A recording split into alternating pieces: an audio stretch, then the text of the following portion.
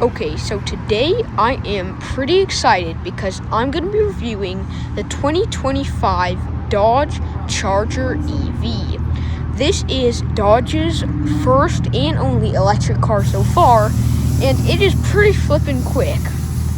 And it is also a reinterpretation of the really famous Charger Lion, which is practically historical in the muscle car segment. And so now that I've told you that, let's get into the specs of this car. This car is powered by 2 electric motors, and it has 495 horsepower and 404 pound-feet of torque. It also has 0-60 in 4.7 seconds, which is pretty quick for an electric car, but you could still buy a 911 Turbo for the same price, and it'll kind of be faster. And because it's an electric car, you only have a top speed of 137 miles an hour, which most people will probably not hit that top speed, but it's pretty good for an electric car, just because a lot of electric cars are seriously slow, at least top speed wise. And so now that I've told you that, let's also tell the EPA. The EPA of this car is 308 estimated miles of range for this car, which actually isn't that bad. And for an electric sports car, that's pretty quick. It's actually pretty surprising to have that good of range. And so, yeah. You also get all of this for $73,000. Because this is only the Stage 2 model. Well, this is $63,000. And this is the RT Stage 1. But you could get the Scat Pack Stage 2, and it's quicker, but interestingly enough, it's actually 3 miles per hour slower than a normal RT, which is actually kind of strange. So you get more power and torque, but you're losing your top speed, which I don't really know which one I'd want more. And so, yeah. Now that I've told you that, let's get into the design specs of this car. Well, the design.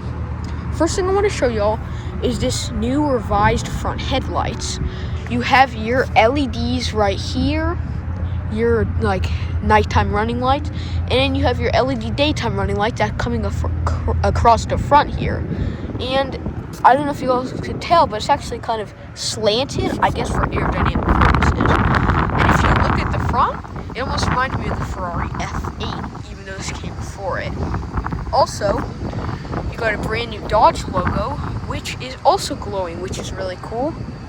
You got your little camera integrated into there, and this is actually just like in, I forgot the name, but it was a Porsche Resto mod. No, a modified Porsche from the, I believe, 80s. And it had like a slant nose, and it was white, and it had like 944 style backlights, and it had the same type of thing, but this one's bigger. It's like a, you could call it, going through here. And so, yeah, this helps bring the air from here. You bring it up, and then it comes and flows over this pretty nice looking windshield. And if, for people who don't know, you actually have this hump right here to emulate the look of the V8 that was under practically every other Charger and Challenger from before. You also got fake air intakes, which are plastic, and more air intakes, which are cool, like this cool looking design. Half of this is plastic, but then the rest, there's these little fins inside. I don't know if you all can tell, but they actually open and close. They're little flaps, and they're actually called fishgill flaps, and they open and close depending on how fast you're going and if you need to cool the battery. You also have this nice black little lip spoiler right here. This is a sensor for like helping kind of self-driving. And overall, I feel like the front of this car is pretty futuristic and definitely an upgrade compared to the old cars, which for whatever 60 years looked pretty similar. But yeah, you got these wide haunches, which actually reminded me kind of a cyberpunk car, just because like the way it's square and like smooth all together. It's pretty cool. You got your really nice wheels with your new Dodge logo, and they're actually made of metal. You got these massive brakes as well, which must be like, really, I don't know, must be like 12 inches tall. They're pretty big, maybe like 10. And then your really cool rims. I feel like one thing that would have been cool would to put center locking wheels, and I feel like it would have made it way more sporty looking. You also got your RT logo, and for the new model year, you got a Stage 1 logo as well for your RT. And for your Scat Pack, you say Stage 2. And the reason why they say that is because in original, like, cartooning for cars with engines, they would say Stage 1, Stage 2, Stage 3. And for those ICE purists who are like, where is our ICE-powered Dodge Charger? And for those who don't know, ICE means internal combustion engine. And it's coming because around the end of this year, they're going to have a 6-cylinder Dodge Charger, which, for everyone who likes the sound of a real engine, they'll love it. But yeah, so also you have your little blinkers right there, and you got pretty good size. Well, actually, they look good size on the outside, but it's actually a surprisingly small amount of glass right there. You got a little LED right there, and then your normal writing, and the door is surprisingly big also, and I'll show you how to open this later, which is a pretty interesting way. And yeah, the overall seal out of this car is actually really cool, because it goes like this and it goes down. It kind of reminds me of the 50s, like Fords and stuff, the sedans, which is pretty interesting. And now that we come to the back, I feel like this might be one of the coolest features of this electric car. Is because if you listen to this, it is actually mimicking the sound of a gas exhaust. And so even though this is electric, like Hyundai Ioniq 5N, which should be popular right now, you're actually getting sound, and it sounds kind of like an engine. But the cool part about this is that it doesn't really sound like an engine, it sounds more like Godzilla. If you watched the Godzilla movie when he was hibernating, that's kind of what it sounded like. You got some air intakes right here, and also, surprisingly, it doesn't have air outtake from here. You think, like, the way it looks, it'd come from here to over there, but it's actually, I believe, to let air out from the hot electric motors. But yeah, you got your normal little license plate area here, your Daytona logo here, and some reflectors. And if you guys didn't notice, you actually have this cool little, like, design coming across here that slightly looks like exhausts. And I guess there's, like, speakers back there. And another thing I really like is this futuristic, like, LED lights right here. These red LEDs. And then your red Dodge logo with a little bit of, like, design. One thing I really love about this is how, like, detailed it is. Attention to detail is actually pretty surprising for a car that's under $80,000. But yeah, you have these rear lights. I feel like they could have made them look a little more like futuristic, but they're fun. And yeah, the way you open the trunk actually is with this button right here. So if you open that, it'll come up, which is another really cool feature. And surprisingly, you have a lot of storage space. You got this little tonneau cover right here that's made of, like, fabric, I guess. And then you could, like, hold stuff down with that. And really from here, it looks like a sedan. Really, I wouldn't be surprised if there's, like, doors, 4 doors, which is actually going to be coming out soon. But yeah, you have more, you have, like, safety tethers, you have more bolt-in places, little lights right here. And yeah, the trunk is actually surprisingly spacious. And I'm a fan of it, is that you actually have to grab up and pull it down manually, which I could have wished for it not to have been manually. You could just, like, maybe press a button. But yeah, so overall the back's also pretty nice. You got your brake light right there, and then this little piece right here which I'm actually not really sure what that's for. Maybe like self-driving sensor or something. But yeah, so I think I showed all of the outside. Now let's jump in. And this is actually a pretty interesting design, because you just like this. Inside here, there's a little lever. You don't pull out, just click it, and the door pops open. And there's a tiny little light that goes on right there, if you guys can see, which is also a cool little thing.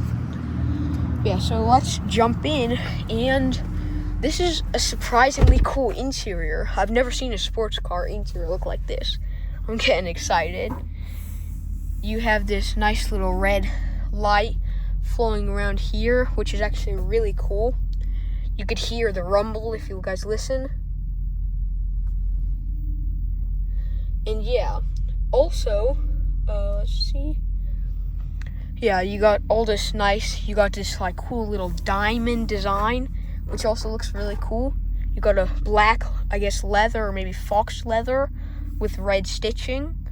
And your window buttons right here, lock and unlock. And this is actually how you open the door, for those who don't know, because a lot of people will probably be searching around here, how do I open this door? But it's just a button, you press it, and the door pops open. And yeah, you have a good amount of space for maybe like a sparkling water bottle, and then more space to fit like car keys and a bag of chips. And then, I don't know, maybe a good fit, I don't really know, in this tiny little area. But yeah, the overall cabin, even though it's like the window's not the biggest and everything, the cabin, they made it feel so like big and comfortable. It's actually really pleasant to sit in. And yeah, you got your little fans right there, right here, which actually shows something that I don't really know what it means. You see this as well, a little logo that says Daytona. Let me zoom in there for you. I don't know if you guys could tell, but that says Daytona there. Some cool little logo. You got speakers around here, and these are actually pretty good sized. Your mirrors right there. But yeah, you also got your grab handles. It would have been kind of nice if you wrapped in like maybe leather or something. You could put your glasses here. And yeah, you got an almost frameless mirror, which looks pretty nice, and it's really simple because there's nothing around here, and it just makes it seem like so smooth. And you got also your lights here, your assist, SOS, everything you need up here. You could switch the passenger airbag off and on, which is actually the only you usually see in like European brand cars, which is pretty interesting. You have this little piece like right here with actually red and white stitching. I'm not sure why. You just rest your arm here, nice little armrest. You got your gear shifter right there and your off on button right there. You also got your park button. You just pull it up and you automatically go into park. But yeah, you also have these nice little cup holders, which are pretty good size, and maybe you could hold your phone right here. And for those who don't know, this is one really cool feature. You got what is it called? If your phone, you could charge it wirelessly, and you just put it on here. And there's little fans, which actually originally Porsche had, I believe, that cool the phone down, but then you just charge it right there, which is really neat. You got another little storage area for maybe your other phone if you have two phones. And you have this opening type of area with a owner handbook, and it actually shows this exact spec, which was actually the launch spec, and so it's really cool that I get to review this one. And yeah, you also have another storage space right here with a little lever right here that you open. I had to kind of search around for it, and surprisingly it opens this way, so I guess only the driver could access it. You have to kind of like grab over, which isn't too pleasant, but it'll do. You have a 12-volt dock charging port right there, and like a little key card and stuff like that, which has actually pretty good amount of space. It's like premium amount of space, especially for a sports car. With a couple other I reviewed, they barely had any space. But yeah, and so I think now it's time to get into the most important part of this car, which is the touchscreen. So now that it's updated, we should have some new stuff, and so let's check it out. It looks pretty good size. It's not too big, which actually I like, because on some cars your touchscreen is like this high and you can't really see over it. It's kind of like a blind spot. But yeah, so you have your little pairing area over here, songs you could listen to, and then you show if you have Wi-Fi right there. It shows the temperature and all types of things. You could listen to music, and also comfort, navigation, which you might have to pay for, or actually wait, no, it just took a little amount of time to load, but you got your navigation right there.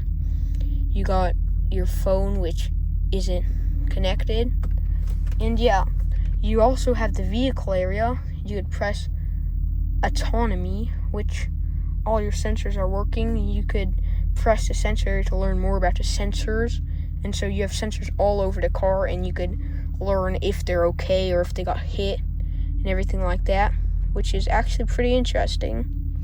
I actually never saw that on any other car. Electric vehicle, let's see. You have all types of different things, power flow, everything like that. Your different drive modes, performance pages, controls, settings, so everything you need. And you have your camera, and also you could check this out. You could press this and you'll see all around you. That is the surround camera. You could do top and front and see it'll show like that, which is really nice. But yeah, so this is all your vehicle settings, your apps. You have Alexa and everything like that, ambient color personalization. So it's actually showing what it looks like right now, and you could change it, which is nice and effective. Yeah, well, this is nice. I think I'm just going to put it back to red, good old Dodge red. But yeah, so you got that, and you could change all your ambient lighting. You got all your apps here, and yeah, there's kind of a lot. I feel like you have to kind of learn how to navigate this, just because even though it's so small, there's like a lot of stuff on it. So I feel like they should have made it a little maybe simpler. You have everything here, favorites, and yeah. So that's the simple little touchscreen. And so now let's check out the rest of the car. You also got these other buttons, like all your buttons for heating the seats and stuff like that, which is also pretty nice. You got another, it's not a touchscreen, but it's a screen that shows you your revs and everything like that, which is actually kind of cool, because if I zoom into there, then you'll actually see that there's like a little rev limiter, because you could rev this car, rev it, even though it's not really rev, it's just like fake sound. But yeah, another thing I really like actually is this steering wheel.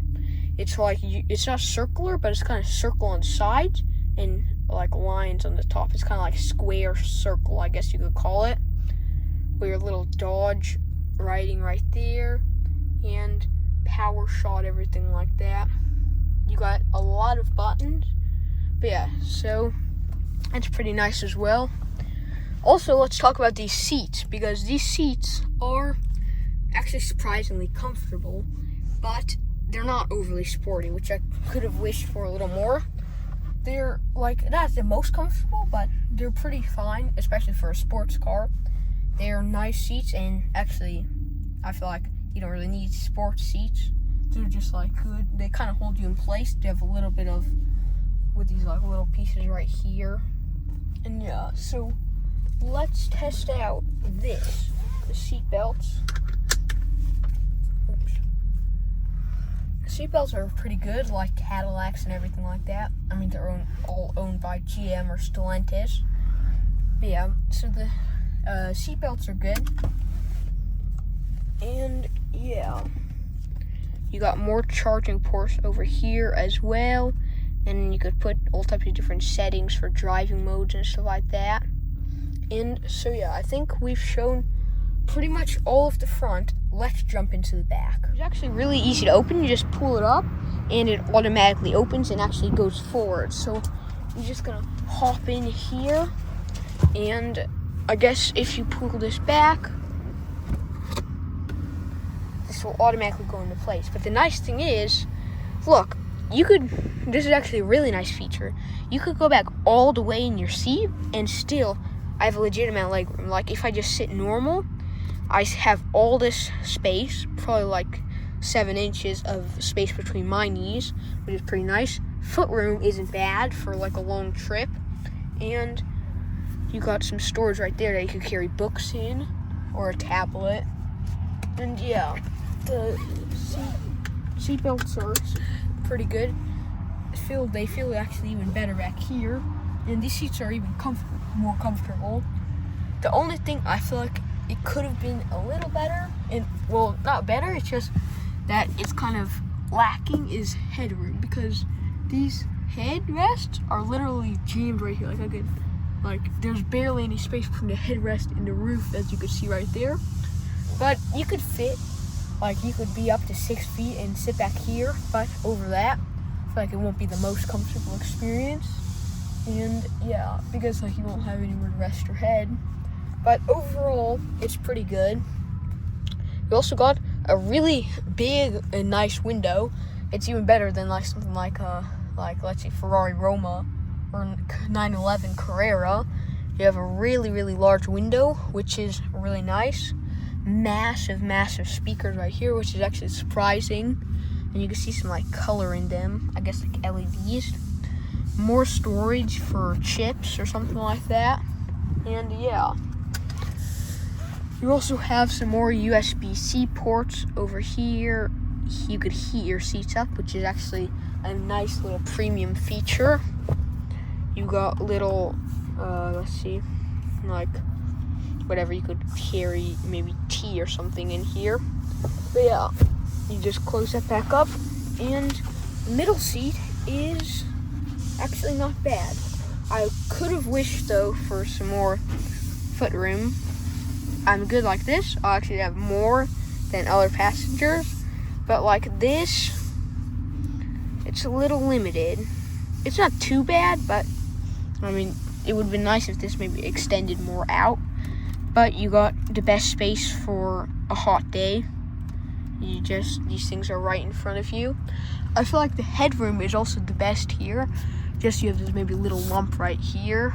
And if you guys didn't notice already, all this roof is glass, which is another neat feature. And I don't know how, but I believe maybe you should be able to make this dark or be able to see through it.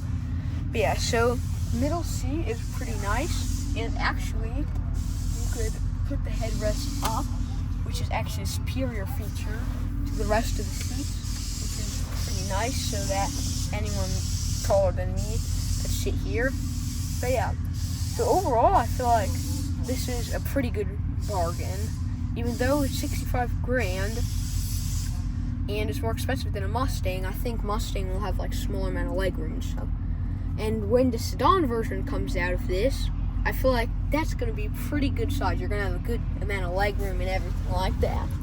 But yeah, so I think you got your little reading lights there.